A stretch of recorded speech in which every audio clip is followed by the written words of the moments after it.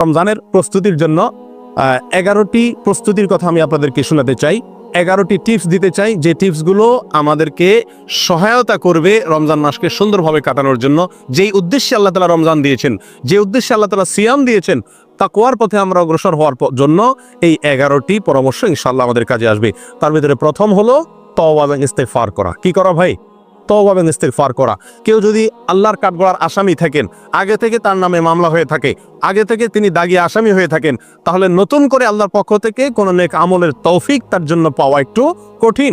এই জন্য আগের যে অপরাধগুলো আছে, রমজান আসছে সেই জন্য আল্লাহর কাছে সেগুলোর জন্য তওবা ইস্তেগফার করে নতুন করে জীবন গড়ার জন্য সংকল্প করতে হবে।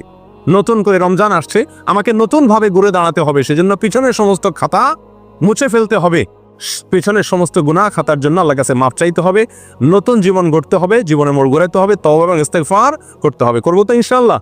এখন থেকে তওবা এবং ইস্তেগফার করে রমজানের জন্য আমরা প্রস্তুতি গ্রহণ করবো ইনশাআল্লাহ।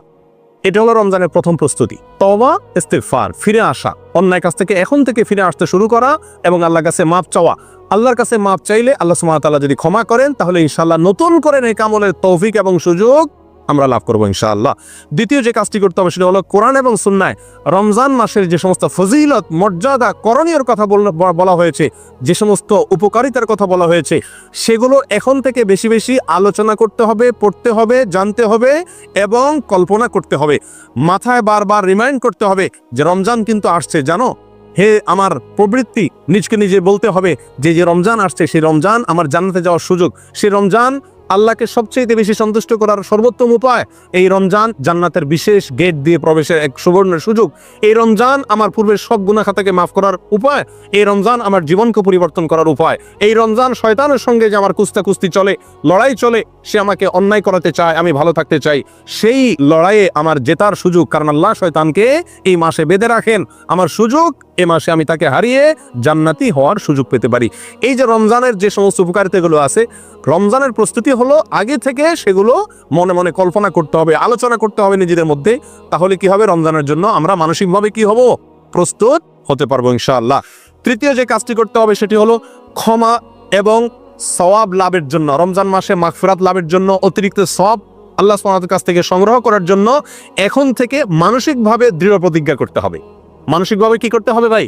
দৃঢ় প্রতিজ্ঞা করতে হবে, এরাদা করতে হবে, পাক্কা এরাদা করতে হবে এখন থেকে যে আমি এই রমজান, জীবনের যত রমজান যেভাবেই গেছে না গেছে, এই রমজানটা আর আমি কি করবো না, হেলায় কাটাবো না।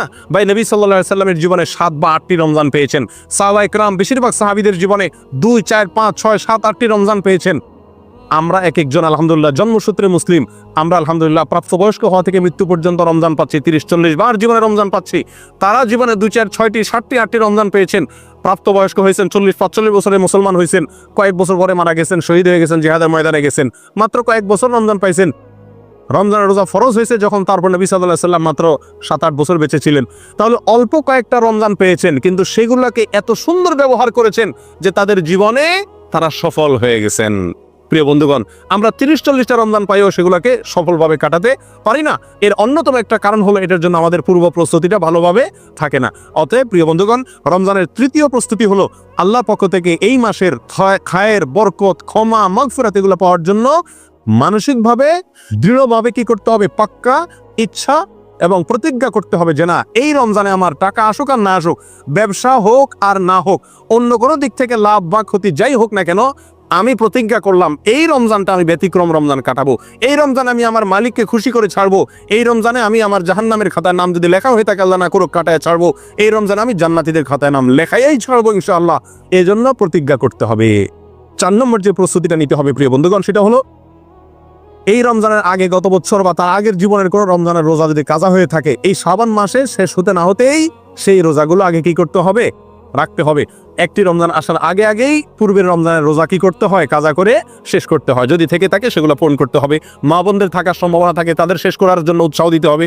নিজেদের থাকলে কোনো অসুস্থতার কারণে বা কোনো কারণে যদি রমজানের রোজা বাদ যেয়ে থাকে, তাহলে এই রমজানের আগে সেগুলো শেষ করতে হবে। এটা হলো 4 নম্বর প্রস্তুতি।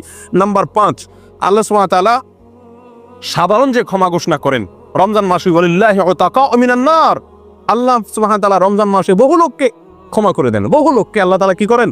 ক্ষমা করে দেন, মুক্ত করে দেন জাহান্নাম থেকে।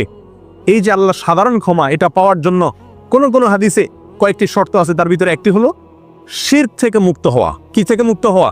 শিরক থেকে মুক্ত হওয়া। আরেকটা হলো হিংসা থেকে মুক্ত হওয়া। রমজান আসছে, আল্লাহ তাআলা অটোমেটিক স্বয়ংক্রিয়ভাবে সাধারণ ক্ষমা, গণহারে ক্ষমা করে দিবেন বহু মানুষকে। আমার নামটাও সেখানে যেন ঢুকে যায় বিনা কষ্টে। তার জন্য আমাকে দুটি কাজ বিশেষভাবে করার চেষ্টা করতে হবে। এক, অন্তর থেকে হিংসাকে মুছে ফেলতে হবে। দুই, শিরক থেকে নিজেকে পরিচ্ছন্ন এবং পবিত্র করতে হবে।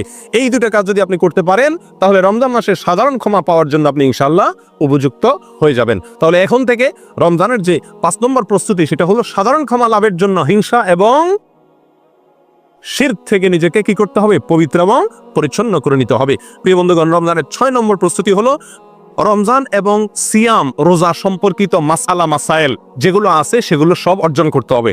ফরজ এর এলেম শিক্ষা করা ফরজ, সুন্নতের এলেম শিক্ষা করা সুন্নত, ওয়াজিবের এলেম শিক্ষা করা ওয়াজিব। প্রিয় বন্ধুগণ, অতএব রমজান মাসে রোজা কিসে বা ভাঙে, কিসে দুর্বল হয়, কিসে সেটার মান কমে যায়, কিসে তার মান বাড়ে, কিভাবে করা উচিত, কিভাবে করা উচিত নেই সংক্রান্ত জ্ঞান অর্জন করতে হবে। ঠিক না ভাই? ঠিক। এটা আমাদেরকে রমজানের প্রস্তুতির অংশ হিসাবে করতে হবে। 6 নম্বর।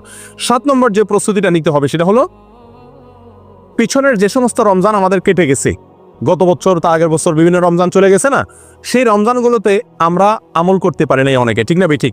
রমজানের পরে আফসোস করি।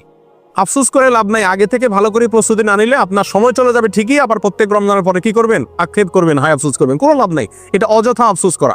প্রিয় বন্ধুগণ, বিগত রমজানগুলোতে আমি কেন নেকামল করতে পারি নাই? কেন আমার তারাবিটা পড়া হয় নাই? কেন আমার কোরআন কারীম ভালো করে পড়া হয় না একবার? কেন আমার অর্থ সহকারে কোরআন বোঝা হয় নাই? কেন আমার কোরআনের হালকে বসা হয় নাই? কেন আমার প্রচুর পরিমাণ দান করা হয় নাই? কেন আমার অমুক কাজটা করা হয় নাই? কেন মিসকিনদেরকে ইফতার করে দিতে পারি নাই? কেন রোজাদারকে ইফতার করে দিতে পারি নাই? কেন দান দক্ষিণা করতে পারি নাই? কেন ওই আমলটা করতে পারি নাই? কেন তো সে আমলটা করতে পারি নাই? কেন ইতিকাফ করতে পারি নাই?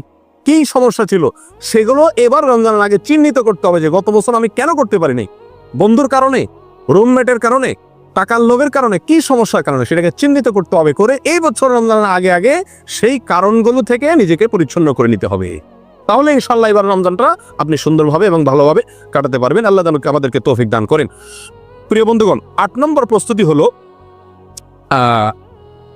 রমজানের যে নেক আমলগুলো আছে এগুলো শাবান থেকেই তার প্রস্তুতিমূলক রিহার্সেল শুরু করে দিতে হবে, মহড়া শুরু করে দিতে হবে। গুরুত্বপূর্ণ কোনো কাজের আগে থেকে মানুষ কি দেয়? মহড়া দেয়। রমজান আসছে, এই জন্য রোজা রাখতে হবে। শাবান মাসে নবী সাল্লাল্লাহু আলাইহি ওয়াসাল্লাম রোজা শিখিয়েছেন, মহড়া। এখন থেকে কোরআন তেলাওয়াতের অভ্যাস করা যাতে রমজান করতে সুবিধা হয়, এখন থেকে রমজানের আমলগুলোর কি দিতে হবে? মহড়া দিতে হবে। এটা হলো রমজানের 8 নম্বর প্রস্তুতি। 9 নম্বর যে প্রস্তুতির কথা বলবো সেটি হলো যাতে সুন্দরভাবে ব্যবহার করতে পারি, রমজান মাসের 24 ঘন্টার রুটিন করতে হবে। কি করতে হবে ভাই? রুটিন করতে হবে। সকাল থেকে সন্ধ্যা পর্যন্ত ডিউটিতে থাকি আর যেখানেই থাকি, আমি কোন মুহূর্তটি কিভাবে আল্লাহকে সন্তুষ্ট করার চেষ্টা করব, কোন মুহূর্তটি আমি ডিউটির সময় আল্লাহকে কিভাবে সন্তুষ্ট করার চেষ্টা করব, রুমে আসার পরে আমার মালিককে কিভাবে সন্তুষ্ট করব, আমি কিভাবে আল্লাহর অসন্তুষ্টি পথ থেকে ফিরে আসব, পুরা দিনের ছক আঁকা। আমি প্রতিদিন 1 পারা কোরআন পড়বো, আমি প্রতিদিন 10 টাকা দান করব, আমি প্রতিদিন এতবার অমুক জিকিরটা করব, আমি অমুক দোয়াটি এতবার পড়বো, এতবার দুরূদ পড়বো, এতবার ইস্তেগফার পড়বো, এতবার আল্লাহর কাছে মাফ চাইবো, কোন টাইমে কোন জিনিসটা করব। এটা এখন থেকে কি করা? তালিকা করে নেওয়া। কথা বোঝা যাচ্ছে ভাই? আল্লাহ আমাদের সকলকে তৌফিক দান করেন। প্রিয় বন্ধুগণ, রমজানের শেষ 10 নম্বর যে প্রস্তুতি, রমজানের 10 নম্বর প্রস্তুতি হলো শুধুমাত্র হেলাল কমিটির দিকে চেয়ে থাকি আমরা শাবানের শেষ তারিখে যে রমজানের চাঁদ উঠছে কিনা সবাই আজকাল, এখন তো হেলাল কমিটিও না, মোবাইলের দিকে তাকায়, টেলিভিশন আর রেডিওর খবরের দিকে তাকায় যে চাঁদ ওঠার কোনো খবর আসছে কিনা। চাঁদ দেখার সুন্নতটা পৃথিবী থেকে বিদায় হওয়ার পথে। হেলাল কমিটির লোকজন, চাঁদ দেখা কমিটির লোকজন চাঁদ দেখবে, ঠিক আছে, কিন্তু আমাদেরও চাঁদ দেখার জন্য চেষ্টা করা উচিত। এই সুন্নতটা দুনিয়া থেকে বিদায় হয়ে গেছে। চাঁদ দেখার একটা দোয়া নবী সাল্লাল্লাহু আলাইহি ওয়াসাল্লাম শিক্ষা দিয়েছেন, আল্লাহুম্মা আহিল্লাহু আলাইনা বিল আমনি ওয়াল ঈমান ওয়াস সালামাতি ওয়াল ইসলাম। আল্লাহ নিরাপত্তা এবং শান্তি নিয়ে যেন এই চাঁদ আমাদের মাঝে আগমন করে, এই দোয়া নবী সাল্লাল্লাহু আলাইহি ওয়াসাল্লাম শিক্ষা দিয়েছেন। অতএব রমজানের প্রস্তুতি 10 নম্বর প্রস্তুতি হবে শাবানের শেষ তারিখে 29 তারিখে যার যার সাধ্য অনুযায়ী চাঁদ দেখার জন্য পশ্চিম আকাশে একটু অনুসন্ধান চালানো। কথা বুঝে আসছে ভাই? আমরা সবাই করবো তো ইনশাআল্লাহ। এটা আমরা জীবনে কয়বার করেছি সন্দেহ আছে। ছোটবেলা হয়তো গ্রামে থাকতে করা হয়েছে, আর করা হয় নাই।